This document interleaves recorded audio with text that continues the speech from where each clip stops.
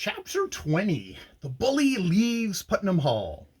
So you wish to see me, Rover? Very well, come right in and sit down, said Captain Putnam, who sat in front of his desk, making up some of his accounts for the month just past.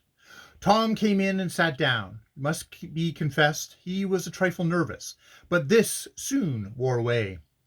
I came to tell you something, and to ask your advice, he began. You remember what happened to me when I ran away into the woods just after arriving at the Hall? Very well, Thomas. And the captain smiled. Well, when Sam and I went to Seaville to buy our skates, we saw Dan Baxter in the tavern there, in company with the man with the scar on his chin. This man gave Baxter some bank bills. What? At a tavern? Yes, sir. Please tell me your story in detail, Rover. And now Captain Putnam swung around so that he might get a full view of his pupil's face. And Tom told his story from the beginning to end, just as I have set it down in the foregoing pages. I am certain this man is some relative of Baxter's, he concluded, and I am equally certain he is not an honest fellow. Huh! Captain Putnam arose and began to pace the heavily carpeted floor. Rover, this is a serious charge. I understand that, sir, but you can't blame us boys for trying to get back Dick's watch and trying to bring the guilty party to justice? Certainly not. But it would seem the man with the scar is not the thief.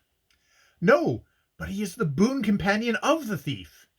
That is true, unless there is some grave mistake. But you are right about one thing. The man is really Baxter's father, and his name is Arnold Baxter. And why does he travel around under the name of Nolly? That is the mystery. I met Mr. Baxter only once, and he placed his son in my care. At that time I was certain he was wearing a wig and a false mustache. The scar was on his chin, although he tried to hide it. I have never seen him since. When any money is due from him, he sends it to me by mail, and does not ask for any receipt. I once asked Baxter about his parents, and he said his mother was dead, and he didn't know exactly where his father was, as the latter was a great traveler and went everywhere. I see. You're right, and the man is a rascal. It is to his credit that he's trying to bring his son up as a gentleman. Perhaps he doesn't want Daniel to know anything of the past. Do you follow me? I do, sir. But if this is so, why would he take his son into the tavern? Perhaps everyone is not so opposed to drinking as I am.